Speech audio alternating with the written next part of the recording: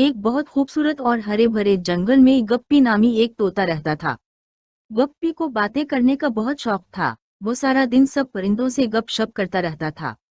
इसकी रंग बिरंगी चोंच कभी खामोश नहीं होती थी। एक दिन गप्पी का दिल शरारत करने को चाहा। उसने अपने दोस्त गोलू गिलहरी से एक बड़ा झूठ बोल दिया कि उसे जंगल के दूसरी तरफ सोने के फलों वाला दरख्त मिला है। गोलू ये सुनकर हैरान रह गया।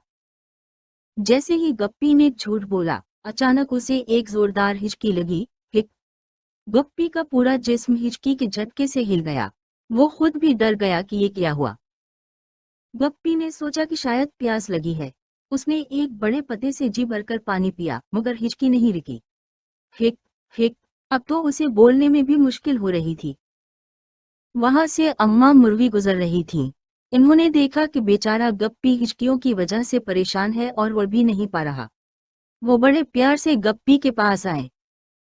अम्मा मुर्गी ने पूछा, गप्पी मियाँ, क्या बात है?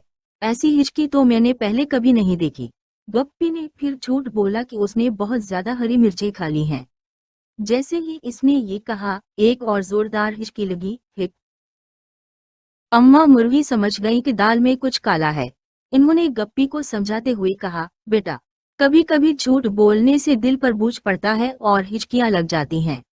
सच बोलने से ही सुकून मिलेगा। गप्पी को अपनी गलती का एहसास हुआ। इसे बहुत शर्मिंदगी हुई और उसने दबी आवाज में कहा, अम्मा, मैंने झूठ बोला था। मुझे कोई सोने का दरख्त नहीं मिला। जैसे ही गप्पी ने सच बोला, इसकी हिचकी जादू की तरह गायब हो गई। अब वो बिल्कुल ठीक महसूस कर रहा था। इसे ऐसा लगा जैसे इसके सर से कोई भारी बोझ उतर गया हो। गप्पी ने अम्मा मुर्गी का शुक्रिया अदा किया और वादा किया कि वो अब कभी झूठ नहीं बोलेगा।